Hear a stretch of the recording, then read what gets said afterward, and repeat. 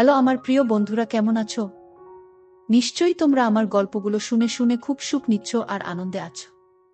তোমাদের আনন্দ দিতে আমি নিয়মিত তোমাদের জন্য নতুন নতুন ভিডিও নিয়ে হাজির হই। তো তোমরা যারা এখনো আমার চ্যানেলটা সাবস্ক্রাইব করনি, তারা প্লিজ প্লিজ আমার চ্যানেলটা সাবস্ক্রাইব করে দাও। তো বন্ধুরা, আর দেরি না করে জলদি জলদি ভিডিওতেই লাইক দিয়ে চ্যানেলটি সাবস্ক্রাইব করে নাও।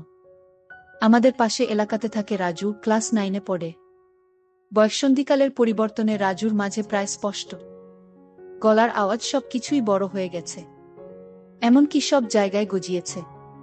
কিন্তু এসব হলে কি হবে? রাজুর চেহারায় কোনো নারীর প্রতি ইচ্ছার কোনো চিহ্ন ছিল না।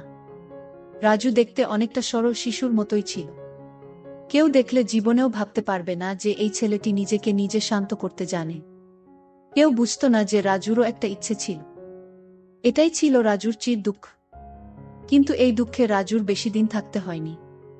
রাজুর জীবনে তখন এমন একটি ঘটনা ঘটল যা চিন্তা করলে এখনো আমার সারা শরীরে এক ধরনের পুলক অনুভব হয়। রাজুর জীবনের প্রথম অভিজ্ঞতা। আমার মনে হয় ঘটনাটি বলে তোমাদের বোঝাতে পারবো না। তারপরও তোমাদের বলছি, তাহলে আমি ঘটনাটি শুরু করি। কথা দাও তোমরা আমার সাথে থাকবে শেষ পর্যন্ত। ঘটনাটি অনেক আগের, 2017 সালের ডিসেম্বর মাস। বার্ষিক পরীক্ষা সবেমাত্র শেষ হয়েছে, অনেক ফ্রি টাইম। তার উপর আমাদের গ্রামে প্রচণ্ড শীত পড়েছে। শীতের কারণে ঘর থেকে তেমন বেরোতে পারছিল না রাজু।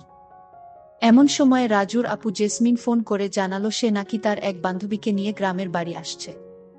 জেসমিন রাজুর বড় বোন, গত বছর ঢাকা ইউনিভার্সিটিতে অর্থনীতি বিভাগে চান্স পায়, তাই পড়াশোনা করতে ঢাকা থাকে। বছরে 2-3 বার গ্রামে আসেন, এই প্রথম কোনো বান্ধবীকে নিয়ে গ্রামে আসছে। তাই রাজুর পরিবারের সবাই আনন্দিত। ঘরে সবাই বলতে রাজু, রাজুর মা আর তার বাবা ছাড়া তো কেউ নেই। জেসমিন জানালো ওরা ডিসেম্বরের 20 তারিখে গ্রামে আসবে। বলল থাকবে সপ্তাহ কয়েকদিন। এটা শুনে রাজু তো আনন্দে আত্মহারা।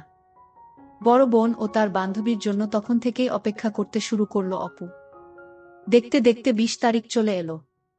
রাজু যতটা সম্ভব পরিপাটি হয়ে তাদের জন্য অপেক্ষা করতে লাগলো। সন্ধে 7টার সময় জেসমিন তার বান্ধবীর বাড়ি পৌঁছালো। ঘরে ঢুকে জেসমিন বলতে লাগলো, গ্রামে এত ঠান্ডা রে বাবারে বাবা, সারা শরীর জমে কাঠ হয়ে গেল। একটু বিশ্রাম নেওয়ার পর জেসমিন তার বান্ধবীকে তার পরিবারের সবার সাথে পরিচয় করিয়ে দিতে লাগল। রাজুর আপুর বান্ধবীর নাম মৌমিতা।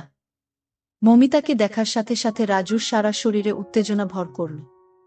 ইস, কি সুন্দর দেখতে! রাজু তো পুরো হা হয়ে দেখি সবকিছু। মৌমিতা টাইট জিন্স প্যান্ট আর হলুদ রঙের সোয়েটার পরেছে। জিন্স প্যান্টে তাকে আরো সুন্দর লাগছে, কিন্তু সোয়েটারের আড়ালে তার ওইগুলো লুকিয়ে রয়েছে। তবে ওইটুকু দেখে ও বুঝে গেল যে তার সব কিছুই খুব চমৎকার হবে।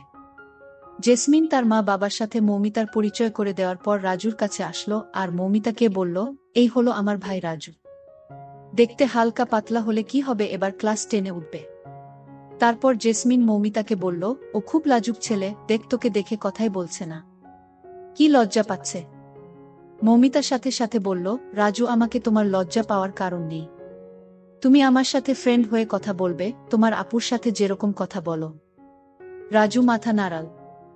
এভাবে মৌমিতার সাথে রাজুর প্রথম আলাপ। তো সময় গড়ালো, দেখতে দেখতে 10টা বেজে গেল। রাজুর মা ওদের সবাইকে ডাকলো খাওয়ার জন্য। ইতিমধ্যে মৌমিতার সাথে রাজুর অনেক ভাব জমে গেছে। খাওয়া দাওয়া শেষ হতে হতে প্রায় 10:30 বেজে গেল। আমাদের গ্রামে হিসেবে অনেক রাত, তাই স্বাভাবিকভাবে ঘুমানোর কথা উঠল। রাজুদের বাড়ি খুব বড় যে তেমন নয়, ছোটখাটো, তবে একটি ছোট পরিবারের জন্য মানানসই। অতিথি এলে ঘুমানোর জন্য একটু সমস্যা দেখা দেয়, কারণ 2টা শোয়ার রুম। এক রুমে রাজুর মা আর রাজুর বাবা ঘুমায়, অন্যটায় রাজু আর তার আপু ঘুমাতো। রাজু আর জেসমিনের বিছানা যদিও আলাদা ছিল, তারপরও একই রুমে থাকতে হয়। যেহেতু জেসমিন ঢাকা থেকে এসেছে সাথে তার বান্ধবী, তাই রাজুর মা আগে থেকে 2টো বিছানা সুন্দর করে রেখেছে। শীতের সময় তাই 2টা বিছানায় প্রকাণ্ড সাইজের লেপ রাখা হয়েছে। তো বিছানায় যখন 2টি, তাই কে কোনো বিছানায় ঘুমাবেন তা নিয়ে রাজু, জেসমিন, মৌমিতা ভাবতে শুরু করল। ঠিক হল রাজু আর মৌমিতা এক বিছানায় আর অন্যটায় জেসমিন ঘুমাবে। সিদ্ধান্ত জেসমিনই বলে দিল।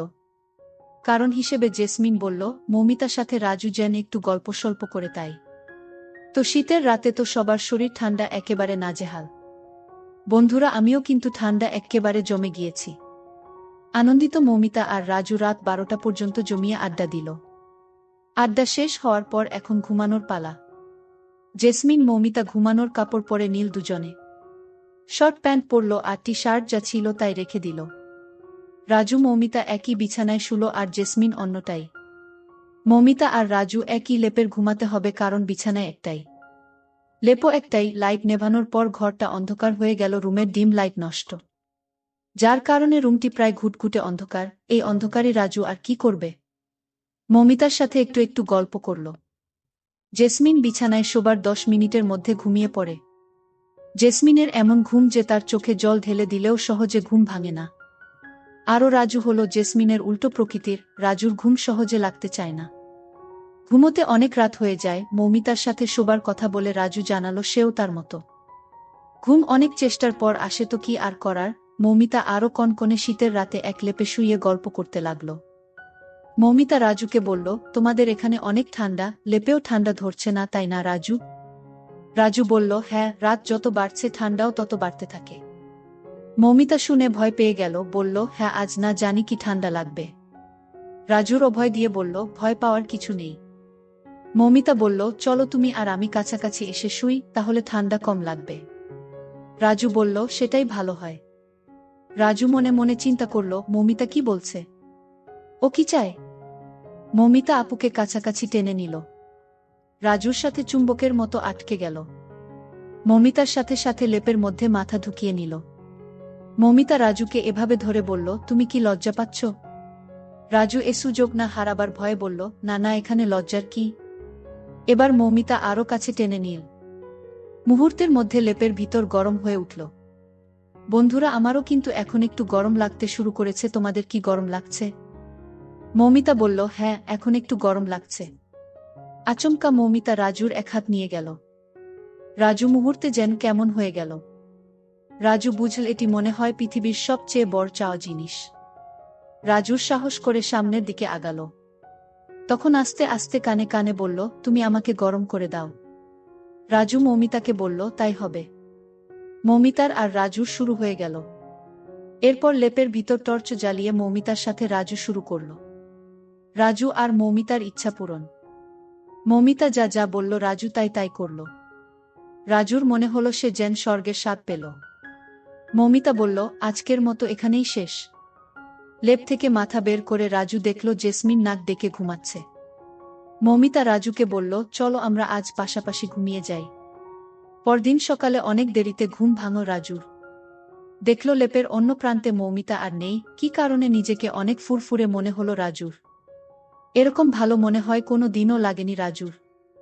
গতকাল রাতের কথা একবার চিন্তা করে রাজু নিজেকে বিশ্বাস করতে পারছিল না। মৌমিতাকে চেহারা রাজুর চোখে আরও একবার ভাসল। এরকম আকাশ পাতাল ভাবছে রাজু, হঠাৎ করে জেসমিন রুমে এসে ঢুকল। এসে ওকে বলল, বাবু সাহেবের কি ঘুম এতক্ষণে ভেঙেছে? রাজু অবাক হওয়ার মতো হয়ে বলল, কেন? কই দেরি হয়েছে? আমার তো মনে হয় এখন 7টা বাজে। জেসমিন ওকে বিদ্রূপ করে বলল, তোর তো মাথা মুন্ডু সব নষ্ট হয়ে গেছে, 9টা বাজে। যা, লাফ দিয়ে বিছানা থেকে উঠ, আমরা একসাথে পিঠাপুলি খাওয়ার জন্য অপেক্ষা করছি। রাজু বিছানা থেকে ওঠার জন্য তাগাদা অনুভব করল, কিন্তু যতই হোক শীতের সকাল বলে কথা। সাথে সাথে তো কেউ শুয়া থেকে উঠতে পারবে না, তাই না বন্ধুরা? তাই আরও 5-10 মিনিট বিছানায় ঘোরাঘুরি করে উঠল। উঠে সোজা বাথরুমে। সকালে নিত্যকর্ম শেষ করে বাথরুম থেকে বেরোল রাজু। বের হয়ে সোজা গেল খাবার রুমে। খাবার রুমে ঘরে সবাই বসে আছে, শুধু ওর বাবা বাদে। কারণ সকালে তাকে অফিসে যেতে হয়, তাই খাবার রুমে টেবিলের মৌমিতা, জেসমিন আর রাজুর মা। টেবিলে পিঠাপুলি এতগুলো সাজানো। প্রথমে রাজুর চোখ মৌমিতার চোখে পড়ল। মৌমিতা মুখে মৃদু হাসি, মৌমিতাকে অনেক হাসি খুশি দেখছে। রাজু মৌমিতার পাশে চেয়ার টেনে বসল। এভাবে কিছু সময়ের মধ্যে গল্প আড্ডার ফাঁকে সব পিঠে শেষ হয়ে গেল। খাবারের পর জেসমিন অপুকে বলল, হ্যাঁ রে রাজু, তোর সাথে অনেক দিন হলো সাপ লুডো খেলিনি। চল চল না, একসাথে হয়ে যাক। মৌমিতাও আছে, অনেক মজা হবে। তারপর কিছুক্ষণের মধ্যে আপুদের গতকালের রুমে সাপ লুডো খেলা জমে উঠল। তারা 3জন সাপ লুডো খেলছে। রাজু বারবার সাপের কামড় খেয়ে নিচে নামছে, কিন্তু মৌমিতার জেসমিন সমান তালে উপরে উঠছে। কিন্তু ভাগ্যের কি নির্মম পরিহাস, শেষ পর্যন্ত মৌমিতার জেসমিন কেউ জেতেনি। রাজুই ফার্স্ট হলো। তো বন্ধুরা, আজকের গল্পটি তোমাদের কাছে কেমন লাগলো ফেসবুকে মেসেজ করে আমাকে জানিয়ে দিও। আর আমার চ্যানেলের অন্যান্য গল্পগুলি শুনে এসো। আর অবশ্যই অবশ্যই ভিডিওটিতে একটি লাইক দিয়ে চ্যানেলটি সাবস্ক্রাইব করে দিও প্লিজ। তোমরা সবাই অনেক অনেক ভালো থেকো আর নিয়মিত আমার গল্পগুলো শুনবে কিন্তু। আমি নিয়মিত তোমাদের জন্য মজার মজার গল্প নিয়ে আসব। আর ফেসবুকে আমার সাথে আড্ডা দিতে জলদি জলদি ডেসক্রিপশনে দেওয়া লিংক থেকে ফেসবুক আমাকে মেসেজ দাও। আমি বললাম, ভাই আমি যা করছি তুই আমাকে তা করতে দে। আমি অনেক দিনের উপোস। তোর দুলাভাই আমাকে অনেক দিন ধরে কিছু দেয় না। আমি অনেক ক্ষুধার্ত। আমি অনেক পিপাসী। ভাই তুই আমাকে একটু শান্ত কর। আমি তোর কাছ থেকে একটু শান্তি চাই। সে বলল, আপু আমি তোমার ছোট ভাই। আমি বললাম, ছোট ভাই তাতে কি হয়েছে? জীবনে এমন কিছু মুহূর্ত আসে তখন কে ভাই কে বাবা কে কাকা তা ভাবার সময় থাকে না। তখন একটি মাত্র জিনিস মানুষের বিবেকে কাজ করে, আর তাহলে একটু শান্তি। প্লিজ ভাই কথা না বলে তুই আমাকে একটু শান্ত কর। অনেক দিন ধরে আমার মনটা অশান্ত হয়ে আছে। আমার ছোট ভাইকে বাচ্চা মনে করে একটা সুযোগ দিয়েছিলাম। তারপর আমার ছোট ভাই আমার সাথে যা করলো তা শুনলে বন্ধুরা তোমাদের মাথা ঘুরে যাবে। বন্ধুরা, গল্পটি সেই রকম, বুঝতেই পারছো কি বলছি। তাই গল্পটা শোনার জন্য তোমাদের সকলের প্রতি আমার বিশেষ অনুরোধ রইল। বন্ধুরা, তোমাদের নিকট আমার ছোট্ট একটি অনুরোধ, তোমরা দয়া করে আমার চ্যানেলটি সাবস্ক্রাইব করে আমাকে সাপোর্ট করবে। হ্যালো বন্ধুরা, আমি জেসমিন আক্তার। আমার বর্তমান বয়স 24 বছর। আজকে আমি তোমাদেরকে যে গল্পটি বলবো সেটি আমার বাস্তব জীবনের গল্প। তখন আমার বয়স ছিল 19। আমি দেখতে অনেক সুন্দরী, লাবণ্যময়ী এবং আবেদনময় ছিলাম বটে। আমার পরিবারে শুধুমাত্র আমি, আমার ভাই এবং আমার মা বাবা ছিলেন। মোট সদস্য সংখ্যা ছিল 4 জন এবং আমি ছিলাম সবার বড়। আমার ভাই ছিল আমার ছোট। তার বয়স ছিল 14। আমার ছোট ভাইয়ের নাম রাজু। সে ক্লাস 10-এ পড়ত। সে দেখতে অনেক কিউট ছিল। আমি তাকে খুব ভালোবাসতাম এবং স্নেহ করতাম। তাকে দেখতে একেবারে নায়কের মতো চেহারা ছিল। তাকে দেখলেই আমার অন্য কিছু করতে মন চাইত। আমাদের পরিবারের সবাই খুব সুন্দর ছিল। আমি যেমন সুন্দরী ছিলাম, আমার ভাইও আমার মতোই সুন্দর ছিল। আমার মা বাবা অনেক সুন্দর ছিল। আমার ছোট ভাইয়ের চেহারাটা এতই কিউট যে তাকে দেখলেই আমার আদর করতে মন চাইত। মাঝে মাঝে আমি আমার বিয়ের আগে বিভিন্ন অজুহাতে তার সাথে বিভিন্নভাবে মজা করার চেষ্টা করতাম। বিয়ের আগে মাঝে মাঝে সে আর আমি একসাথে থাকতাম। প্রায় সময় আমি তার কাছে থেকে ভিন্ন কিছুর স্বাদ নেওয়ার চেষ্টা করতাম। সে তখন খুব ছোট ছিল বিধায় খুব একটা বেশি বুঝত না। সে দেখতে অনেক সুন্দর হওয়ায় আমি তার প্রতি অনেক দুর্বল হয়ে গিয়েছিলাম, কিন্তু তা কখনো প্রকাশ করতে পারিনি। মনে মনে অনেকবার তাকে কাছে পেতে চেয়েছিলাম, তার সাথে ঘনিষ্ঠ হতে চেয়েছিলাম এবং তার কাছ থেকে অনেক ভালোবাসা পেতে চেয়েছিলাম, কিন্তু কখনো সাহস হয়নি বলার। কারণ সে তো আমার ছোট ভাই, যদি কাউকে বলে দেয়। যাই হোক বন্ধুরা, এভাবে কাটছিল আমার দিন। আমার যখন বয়স 17 তখন আমার বিয়ে হয়ে যায় আমার এলাকা থেকে অন্য একটা গ্রামে। আমার যেখানে বিয়ে হয় সেখান থেকে আমাদের গ্রামের দূরত্ব ছিল প্রায় 8 কিলোমিটার। বিয়ের পর আমি আমার শ্বশুর বাড়ি চলে যাই এবং সেখানে সংসার শুরু করি। প্রথম প্রথম আমার স্বামী আমাকে অনেক ভালোবাসত। এমন ভালোবাসা দিত, মনে হয়েছিল যে না, আমি স্বর্গে আছি। প্রথম যেদিন সে আমার কাছে আসতে চাইবে তখন তো আমি খুব ভয় পেয়ে যাই, কারণ সে আমার থেকে বয়সে অনেক বড় ছিল। যেই কথা সেই কাজ। প্রথম দিন সে আমাকে এমনভাবে দিয়েছিল, আমার কাছে মনে হয়েছিল যে আমার দম বন্ধ হয়ে যাওয়ার মতো অবস্থা হয়েছিল। বিয়ের 2-1 মাস আমার খুব ভালো লাগছিল। সে আমাকে খুব সুখেই রাখছিল, কিন্তু এই সুখ আমার আর বেশি দিন রইল না। আমার কপাল খুবই খারাপ ছিল যে আমার বিয়ের কিছুদিন পরেই আমার স্বামীর গোপন একটি রোগ ধরা পড়ে, যার কারণে আমার স্বামী আমার কাছে ঠিকমতো আসতে চাইত না, আমাকে ভালোবাসতে চাইত না। আমার প্রতি তার কোনো ফিলিংস কাজ করত না, আর মাঝে মাঝে আমার সাথে খুব খারাপ আচরণ করত। আমার স্বামীর এই আচরণে আমি খুব কষ্ট পেতাম। আমি জানি না সে কেন আমার সাথে এরকম আচরণ করত। তার আচরণে আমি অনেক পরিবর্তন লক্ষ্য করি। আস্তে আস্তে তার সাথে আমার দূরত্ব বাড়তে থাকে। সে আর আগের মতো আমাকে ভালোবাসে না। রাত হলেই সে কোনো না কোনো অজুহাতে আমার কাছ থেকে দূরে থাকতে শুরু করে। আমি যখনই তার কাছে যেতাম ভাবতাম আজ তার সাথে সময় কাটাবো। আজকে আমরা স্বামী স্ত্রী মিলে একটু রোম্যান্টিক সময় পার করব। কিন্তু আমি চাইলে কি হবে? তাতে তার কোনো সাড়া পাইনি। আমি যতই তার কাছে যেতে চাইতাম সে আমার কাছ থেকে বিভিন্ন অজুহাতে অনেক দূরে থাকতে শুরু করল। সে এখন আমাকে বিন্দুমাত্র সময় দেয় না। তার আচরণে এতটা পরিবর্তন দেখে আমি খুব বিস্মিত হই। আমাকে ভালোবাসার তার মধ্যে কোনো আকাঙ্ক্ষা নেই। রাতে কিংবা দিনের শেষে কখনই আমার সাথে আকর্ষিত হওয়ার চেষ্টা করত না। আমাকে সব সময় সে ইগনোর করতে শুরু করল। তার এসব দেখে আমার মনে অবস্থা আরো খারাপ হতে লাগল। তারপরেও আমি ভালো ছিলাম। যাক শত হলেও সে তো আমার স্বামী, আজ আমাকে ভালোবাসে না কিন্তু কাল তো বাসবে। একদিন আমি ভাবলাম যেহেতু তার আমার প্রতি কোনো টান নেই, আজকে তাহলে আমি তাকে আমার প্রতি আকৃষ্ট করার জন্য তাকে আমি নিজেই উদ্বুদ্ধ করব। আজকে আমি তার কাছ থেকে আমার অধিকার আদায় করে নেব। সেদিন রাতে আমি অনেক চেষ্টা করার পরেও তার কাছ থেকে আমি কোনো রেসপন্স পাইনি। সেদিন রাতে আমি অনেক কষ্ট পেয়েছিলাম। কষ্ট পেয়ে আমি চুপ করে আমার রুমের একপাশে বসেছিলাম। হঠাৎ টেবিলের মধ্যে একটি ডাক্তারি রিপোর্ট দেখতে পেলাম। রিপোর্টটি দেখে আমার মাথা ঘুরতে শুরু করল। সেখানে পরিষ্কার করে লেখা ছিল যে আমার স্বামীর বিশেষ হরমোন একেবারে শেষ হয়ে গেছে। সে আর কোনো দিন আমাকে সুখ দিতে পারবে না। রিপোর্ট দেখে আমি যে কি করব বুঝে উঠতে পারছিলাম না। কারণ আমার স্বামীর বিশেষত্ব নষ্ট হয়ে গেছে। এখন আমি কোনো আশায় থাকব? কিভাবে আমি তার সংসার করব? তার যে সমস্যা সে তো আর কোনোদিন আমাকে সুখ দিতে পারবে না। আমি আমার জীবনের কথা ভাবতে ভাবতে অনেক কান্না করেছিলাম। এখন আমার কি হবে? কারণ আমার সবেমাত্র জীবন শুরু, স্বামীর ভালোবাসা আদর সোহাগ ছাড়া আমি কিভাবে থাকব? স্বামীর আনন্দ সুখ না নিয়ে আমি কোনোভাবেই থাকতে পারব না। এই ভেবে আমি অনেক কান্না করতে থাকি, কিন্তু কাউকে কিছু বলতে পারি না। মনে মনে ভাবলাম এভাবে আমি আর স্বামীর সংসার করব না। যে স্বামী আমার মন বোঝে না, যে আমাকে ভালোবাসা দিতে না পারুক, অন্ততপক্ষে মনের একটু শান্তিতে দেবে। তাই স্থির করলাম আমি আমার বাপের বাড়ি চলে যাব। তারপর একদিন আমার ছোট ভাই আমার শ্বশুর বাড়িতে আসে বেড়াতে এসে দেখে আমার মনের অবস্থা একেবারে খারাপ। সে বলল, আপু তোমার কি হয়েছে?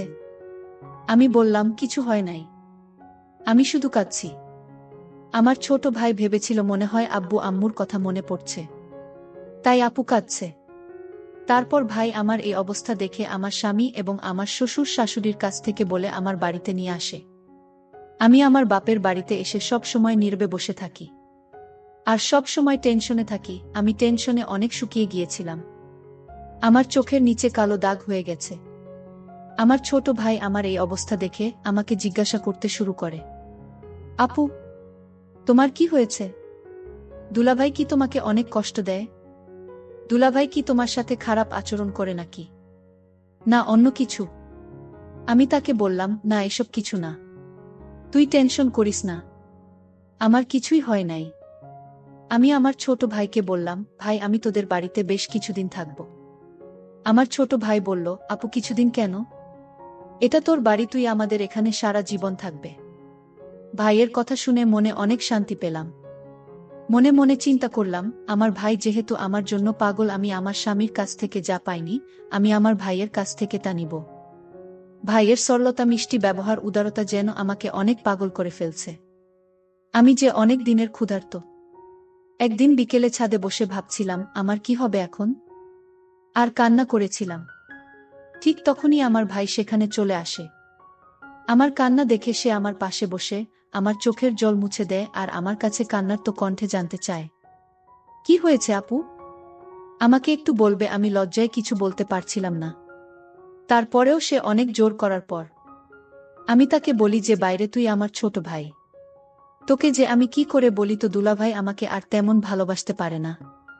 তার অনেক সমস্যা, তার অনেক বড় সমস্যা। তারা আমাকে ভালোবাসার মতো কোনো ফিলিংস থাকে না। সে আমাকে কোনোভাবেই কোনো তৃপ্তি দিতে পারে না। সে আমাকে কোনোভাবে সুখী করতে পারে না। এখন আমি কি করি বল ভাই? এই দুঃখ কি কারো কাছে বলা যায়? আমার মুখ থেকে এরকম ধরনের কথা শুনে আমার ভাই প্রথমে একটু চুপ হয়ে যায়। আমার ছোট ভাই যদিও বয়সে আমার থেকে ছোট, তার বয়স প্রায় 16-17 কাছাকাছি। সে সব বোঝে, কিছুক্ষণ চুপ করে থাকার পর বলল, আপু দুলাভাইকে ডাক্তার দেখাও। আমি বললাম, অনেক ডাক্তার কবিরাজ সব দেখিয়েছে, কিন্তু কোনো কাজ হয় নাই। বিয়ের আগেও নাকি তার এরকম সমস্যা ছিল। তারপর অনেক ডাক্তার দেখিয়ে সে কোনো রকম ভালো হয়েছিল, কিন্তু ডাক্তার বলে দিয়েছিল যে আপনার যদি পরবর্তীতে এই রকম সমস্যা হয় তাহলে আর ভাল হওয়ার সম্ভাবনা নেই। আমি আমার ছোট ভাইকে বললাম, ভাই রে, সে আর কোনোদিনও আমাকে সে সুখ দিতে পারবে না। আমার কথা শুনে তারও মন খারাপ হয়ে গেল। আমি মনে মনে ভাবছিলাম, এই সুখ এবং ভালোবাসা যদি আমি আমার ভাইয়ের কাছ থেকে পাই তাহলে অনেক ভালো হবে। তাই আমি একটি পরিকল্পনা করে কান্না করতে করতে আমি তাকে ধরার চেষ্টা করলাম। সে একটু লজ্জা পেল, কিন্তু কিছু বলল না। সে আমাকে বলল, দেখো আপু, তুমি এত টেনশন করো না, দেখি কি করা যায়। তার এই কথা শুনে আমি বললাম, কি আর দেখবে তুমি? আমার সুখ কি তুমি এনে দিতে পারবে? আমি এভাবে থাকতে পারবো না। স্বামীর ভালোবাসাটা আমার খুব জরুরি। ভাই, তুমি এসব বুঝবে না। এভাবে থাকতে আমার অনেক কষ্ট হয়। সে আর কিছু না বলে আমাকে নিয়ে নিচে চলে আসে নাস্তা করার জন্য। আমরা নাস্তা করলাম এবং অনেক গল্প করলাম। আমি মনে মনে ভাবছিলাম, আমার ভাই হয়তো আমাকে নিয়ে কিছু ভাবতে শুরু করেছে। তাই আমি অনেক আনন্দ পেলাম। এরপর থেকে আমি আমার ভাইয়ের কাছাকাছি থাকতে শুরু করলাম। রাত হলে সে আমাকে সান্ত্বনা দেওয়ার জন্য সে আমার কাছে থাকত। আমি তো আমার ভাইকে ছোট বাচ্চা মনে করতাম, আর সেও আমার কাছাকাছি থাকতে পছন্দ করত। প্রতিদিন রাতে আমি আর আমার ছোট ভাই একসাথে ঘুমাই, কিন্তু আমার তো রাতে ঘুম আসতো না। শুধু চোখে মনে অন্য কিছু বাসনা। আমার পাশে আমার আপন ছোট ভাই শুয়ে রয়েছে। মাঝে মাঝে তার প্রতি লোভ চলে যায়। মনে হচ্ছে যেন আমি মোম আর সে আগুন। তার পাশে শুতে আমি যে দলে যাচ্ছি এবং তাকে বারবার ছোঁয়ার চেষ্টা করছি, কিন্তু মনের মধ্যে কিছুটা ভয় করছিল। কিছুক্ষণ পর আমি অনুভব করলাম, আমার ছোট ভাই ঘুমিয়ে পড়ল, কিন্তু আমার তো ঘুম নাই। যখন অনুভব করলাম সে ঘুমিয়ে পড়েছে, তখন আমি তাকে নিয়ে এক অন্যরকম অনুভূতি নেওয়ার চেষ্টা করলাম। আমি যখন তাকে নিয়ে অন্যরকম কিছু করছিলাম তখন আমি লক্ষ্য করলাম সে ঘুম থেকে উঠে গেছে। সে ঘুম থেকে উঠে বলল, আপু, তুমি আমার সাথে কি করছো? আমি বললাম, ভাই, আমি যা করছি তুই আমাকে তা করতে দে। আমি অনেক দিনের উপোস। তোর দুলাভাই আমাকে অনেক দিন ধরে কিছু দেয় নাই। আমি খুব ক্ষুধার্ত, আমি খুব পিপাসী। ভাই, তুই আমাকে একটু শান্ত কর। আমি তোর কাছ থেকে একটু শান্তি চাই। ভাই বলল, আপু, আমি তোমার ছোট ভাই। আমি বললাম, ছোট ভাই তো কি হয়েছে? জীবনে এমন কিছু মুহূর্ত আসে, তখন কে ভাই, কে বাবা, কে কাকা কথা ভাবার সময় থাকে না। তখন একটিমাত্র জিনিস মানুষের বিবেকে কাজ করে, আর তাহলে একটু শান্তি। প্লিজ ভাই, কথা না বলে তুই আমাকে একটু শান্ত কর। আমার ছোট ভাইকে আমি বাচ্চা মনে করে তার সাথে আমি একটু রোমান্টিক করতে গিয়েছিলাম। সে যখন প্রথম আমাদের ওখানে আক্রমণ করেছিল তখন আমার কাছে মনে হয়েছিল আমার দম বন্ধ হয়ে যাচ্ছিল। আমার মনে হয়েছিল একটি প্রলয়ঙ্কারী ঘূর্ণিঝড় বয়ে গিয়েছিল। আমার সবকিছু দুমড়ে মুচড়ে ফেলেছিল। সেদিন সে আমাকে অনেক সুখ দিয়েছিল বন্ধুরা। তার কিছুদিন পর বন্ধুরা আমি আমার স্বামীকে ডিভোর্স দিয়ে দিই এবং আমি আমার ছোট ভাইকে স্বামীর মতো গ্রহণ করতে থাকি। বন্ধুরা, যে স্বামী না পারে কোনো মনের সুখ দিতে, না পারে অন্য কিছু, তার সাথে তো আর যাই হোক কোন সংসার হয় না। সবকিছু বাদ দিয়ে বন্ধুরা, এখন আমি আমার ছোট ভাইকে সবার অন্তরালে স্বামীরূপে গ্রহণ করে নিলাম। আমি জানি না আমার এই জীবন কতদিন চলবে। বন্ধুরা, আমি ভুল করেছি নাকি ঠিকই করছি তা তোমাদের উপর ছেড়ে দিলাম। নিশ্চয়ই আপনারা কমেন্ট করে জানাবে। বন্ধুরা, আজকে এই পর্যন্তই। আবারও আসব তোমাদের মধ্যে নতুন কোনো ভিডিও নিয়ে। ভিডিওটি যদি তোমাদের ভালো লাগে তাহলে একটি লাইক দাও। প্রতিদিন আমি তোমাদেরকে একটি করে নতুন গল্প উপহার দিব। তাই তোমাদেরকে অনুরোধ করে বলছি, তোমরা যদি এরকম ধরনের ইন্টারেস্টিং গল্প পেতে চাও তাহলে দয়া করে আমার চ্যানেলটি সাবস্ক্রাইব করো। পরিশেষে তোমাদের সকলের সুস্বাস্থ্য কামনা করি। ভিডিওটি দেখার জন্য তোমাদের সকলকে অসংখ্য ধন্যবাদ।